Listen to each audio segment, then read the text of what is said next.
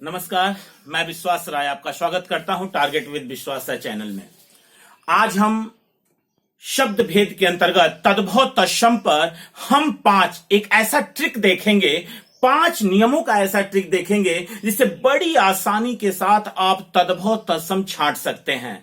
हां, फिर से मैं एक बार कहूंगा कि अपने पेपर को एनालिसिस करिएगा, चाहे वो पीसीएस का पेपर हो, यूपीएससी का पेपर हो, चाहे वो एसएससी का पेपर हो, लेखपाल हो, यूपीएसआई हो, आरओ, एआरओ, समीक्षा अधिकारी, सहायक समीक्षा अधिकारी, इसमें तद्भव तत्सम एक बहुत ही बेहतरीन चैप्टर माना जाता है। और बच्चों, आप देख रहे हैं बोर्ड पे कि हमने 5 नियम बनाए हैं और 5 नियमों के अंतर्गत आप बड़ी आसानी के साथ देखते ही तद्भव और तत्सम छांट लेंगे। जब क्वेश्चन इस तरीके से पूछेगा कि निम्नलिखित में से कौन सा तद्भव है या निम्नलिखित में से कौन सा तत्सम है, और बाकी तो चार्ट आपको रटना पड़ेगा। देखते हैं बच्चों, हम पहला नियम पे आते हैं, बिना देर किए आपके पहले नियम पे आते हैं। पहला नियम कह रहा है कि तत्सम जिसमें छ का प्रयोग हो, यानी छतरी वाला जो छ आता है आपका, वो उसका यदि प्रयोग तत्सम में छ का प्रयोग होता है और तद्भव में ख और छ का प्रयोग होता है। तो आप देखें, जैसे अगर आपको निकालने के लिए कहता है तो आप देख रहे हैं यहां पे कि आपके पास छतरी है, छतरी में छतरी वाला छ इस्तेमाल किया गया है, यानी इसका मतलब कि ये तत्सम शब्द है। यहां पर भी आप देख रहे हैं ये भी तत्सम शब्द है। शिक्षक में भी छतरी वाला छ इस्तेमाल किया, ये भी तत्सम शब्द है। लक्ष्य भी तत्सम शब्द है, उपेक्षा भी तत्सम शब्द है, और जैसे पछवार है आप देख रहे हैं ये भी तत्सम शब्द है, और इसका तद्भव होता है पखवाड़ा। इसका तद्भव जो है वो पखवाड़ा होता है। आप देख रहे हैं कि छ का प्रयोग किया गया है इसमें, और इसलिए इसे हम तुरंत कह देंगे कि ये तत्सम शब्द है। और याद रखिएगा बच्चों कि ख और छ का प्रयोग हम तद्भव शब्दों में करते हैं। जैसे अगर इस तरह से लिख दिया होता क्षत्रिय, तो आप तुरंत समझ जाते कि ये इसका तद्भव है। ये क्या है? ये तद्भव शब्द है, क्योंकि यहां पे छ, इस छ यानी छतरी वाले छ का प्रयोग किया गया है। पखवाड़ा देख रहे हैं आप, ख का प्रयोग किया गया है, तो ये तद्भव शब्द है। जबकि छ का प्रयोग जहां जहां होगा, याद रखिएगा बच्चों, अधिकतर नहीं, मैं कहूं 99% कह रहा हूं कि वो जो शब्द होंगे वो तत्सम शब्द होंगे, वो लगभग सभी तत्सम शब्द होंगे। दूसरे शब्द पे आते हैं, यदि दंत श है तो तद्भव है, और यदि वही तालव्य श है और या स्र दिया हुआ है तो वो तत्सम शब्द कहलाता है। यानी अगर तालव्य श है, तालव्य स और स्र दिया हुआ है तो तत्सम शब्द है अगर आया हुआ है तो, और यदि छोटा स यानी दंत स आया हुआ है तो तद्भव है। यहां ध्यान दीजिएगा, बहुत आसान है। एक बात बता दें, अगर आपने थोड़ा सा दिमाग लगा लिया इन 5 नियमों पे तो बड़ी आसानी के साथ आप तद्भव और तत्सम छांट लेंगे। जैसे, और 3 तरह से प्रश्न पूछता है बच्चों, आपसे पूछता है निम्नलिखित में से कौन सा तद्भव शब्द है, या निम्नलिखित में से कौन सा तत्सम शब्द है, या तद्भव का तत्सम बनाने के लिए देता है। तो तद्भव का तत्सम भी बनाने के लिए दे रहा है तो भी हम इन नियमों का प्रयोग कर सकते हैं। और यदि वो छांटने के लिए कह रहा है तो बड़ी आसानी के साथ हम छांट सकते हैं कि कौन सा तद्भव है कौन सा तत्सम। यानी तालव्य स और स्र का प्रयोग तत्सम में होता है और छोटे स का प्रयोग तद्भव में होता है।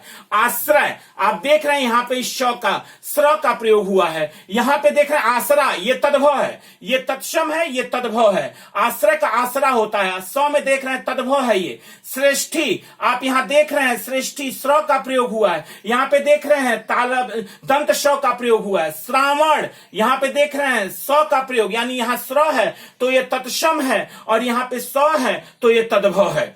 साग, आप देख रहे हैं कि ये स तालव्य श तत्सम है, यहां साग ये तद्भव है। शुंड, यहां पे शुंड, ये तालव्य श और दंत श, तालव्य स जहां होगा वो तत्सम होगा, दंत श जहां होगा वो तद्भव होगा, स्र भी तत्सम ही होगा। यहां श्वशुर, श्वशुर में आप देख रहे हैं कि एक में तालव्य है एक में दंत है। शिक्षा का सीख होता है, अशन का अशन होता है। आप देख रहे हैं कि जहां जहां स यानी तालव्य श और स्र का प्रयोग किया गया है वो शब्द तत्सम बन रहे हैं, और जिनमें दंत श का प्रयोग किया गया है वो शब्द तद्भव बन रहे हैं, तद्भव बन रहे हैं। और आपको चार्ट तो रटना ही पड़ेगा। हाँ, ये है कि आप बड़ी आसानी के साथ तद्भव और तत्सम 4 विकल्पों में छांट सकते हैं। छांट सकते हैं। आते हैं अपने तीसरे नियम पे बच्चों। तीसरे नियम में यदि देखें तो तत्सम जो है, अगर वो लिखा हुआ है वो, तो वो तत्सम होगा, अगर ब लिखा हुआ है तो तद्भव होगा। यानी अगर शब्द में व लिखा हुआ है तो वो तत्सम है, अगर वो शब्द में ब लिखा हुआ है तो तद्भव। जैसे वणिक, वणिक का तद्भव होता है बनिया, तो यहां व है, वणिक लिख रहा है तो यानी इसका मतलब ये तत्सम है, और यहां बनिया यानी ब लिख रहा है तो इसका मतलब ये तद्भव है। यहां पे वर्षा, यहां पे बरसात, यानी वर्षा तत्सम है, बरसात तद्भव है। वक का बगुला, वक व लिख रहा है तो यानी तत्सम है, ब लिख रहा है यानी ये तद्भव है। विद्युत, बिजली, व लिख रहा है तो तत्सम है, ब लिख रहा है तो तद्भव है। वर यात्रा, बारात, यानी व लिख रहा है तो तत्सम है, ब लिख रहा है तो तद्भव है। विवाह का ब्याह, वानर का बंदर, व्याख्यान का बखान, यानी इसका मतलब आप देख रहे हैं कि इधर तत्सम है जहां पर व का प्रयोग किया गया है, और इधर तद्भव है जहां पर ब का प्रयोग किया गया है। यानी ये आपका तीसरा नियम हुआ। पहला नियम देखा कि यदि छ का प्रयोग छतरी वाला तत्सम होगा, ख छ का प्रयोग तद्भव में होगा, तालव्य श और स्र का प्रयोग तत्सम में होगा, और दंत श का प्रयोग तद्भव में होगा, व का प्रयोग तत्सम में होगा, और ब का प्रयोग तद्भव में होगा। और एक बात और याद रखिएगा बच्चों, ये जो री देख रहे हैं, जो ये स्वर आता है, री आपका एक स्वर आता है मूल स्वरों में, ये संस्कृत से लिया गया है। याद रखिएगा बच्चों, जो ये री स्वर आता है ये संस्कृत से लिया गया है, और आप जानते हैं कि तत्सम वे शब्द हैं जो संस्कृत से ज्यों के त्यों हिंदी में प्रयुक्त हुए हैं, और तद्भव वे शब्द हैं जो संस्कृत से निकलकर हिंदी में विकार के साथ आए हैं, उन्हें हमने तद्भव कहा है। तो चूंकि री जो है ये संस्कृत का स्वर है, इसी वजह से जहां जहां लगता है उन शब्दों को तत्सम ही आपको मानना है। 100% वो शब्द तत्सम शब्द होंगे। जैसे श्रृंगार, तो श्रृंगार है, अब यहां पे लिख दें जैसे सिंगार। अगर आपसे ये दोनों चीज या तो ऐसे लिख दे, तद्भव में लिख दे आपको सिंगार, तो श्रृंगार अगर लिख दे तो आप समझ जाएंगे कि श्री री का प्रयोग हुआ है, अतः ये तत्सम शब्द है। री का जहां प्रयोग होगा, रिच तत्सम है, घृत री का प्रयोग हुआ है, तत्सम है। श्रृंगाल तत्सम है, पितृ तत्सम है। भृंगी, भृंगी का भांग होता है तद्भव, तो भृंगी री का प्रयोग हुआ है तो तत्सम है, तत्सम शब्द है। यादृश री का प्रयोग हुआ है, तत्सम है। कृशर, कृशर, कृशर, कृशर री का प्रयोग हुआ है तो तत्सम है। यानी जहां जहां री का प्रयोग होगा वो शब्द तत्सम शब्द होगा। री स्वयं ही संस्कृत का उच्चारित स्वर है। यानी आपने देखा भृंगी का तद्भव भांग होता है, यादृश का जैसा होता है, और कृसर का खिचड़ी होता है। अब हम आते हैं अपने 5वें नियम पे। तत्सम है जहां पर ये मूर्धन्य श आ जाए बच्चों, जहां पर ये मूर्धन्य स आ जाए, समझ जाना कि वो तत्सम शब्द है।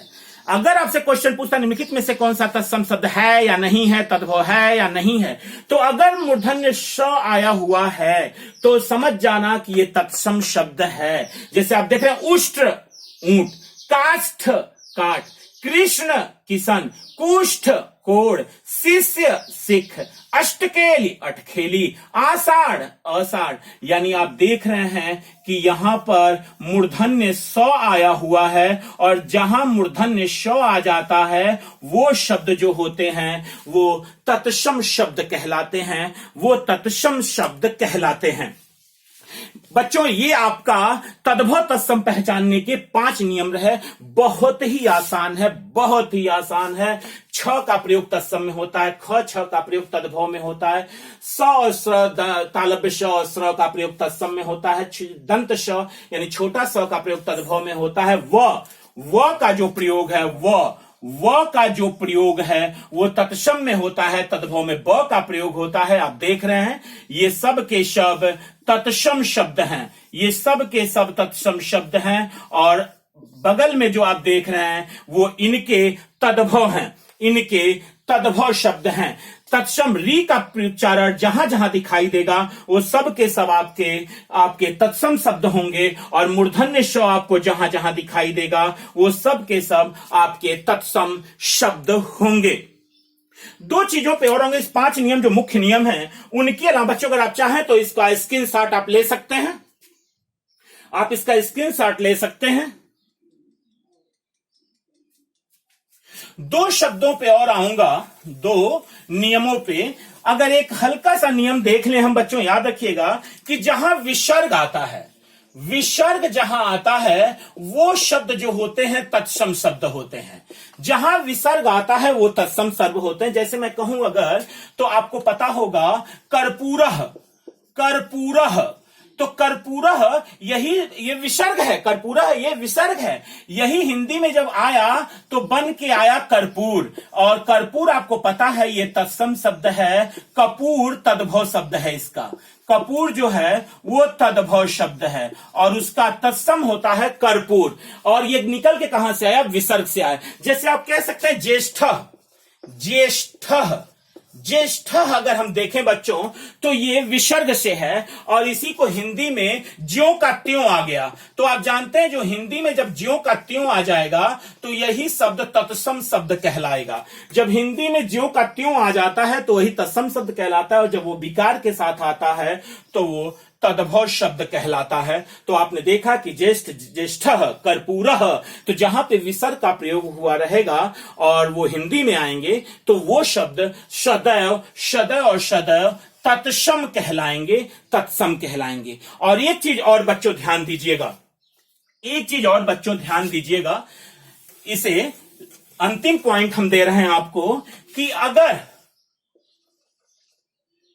बिंदु और चंद्र बिंदु, बिंदु और चंद्र बिंदु, यानी आप अनुस्वार और अनुनासिक की बात अगर हम करें तो अनुस्वार और अनुनासिक में अनुस्वार जो होता है ये संस्कृत में प्रयोग होता है, संस्कृत में प्रयोग होता है, और ये संस्कृत में नहीं प्रयोग होता, ये हिंदी में प्रयोग होता है।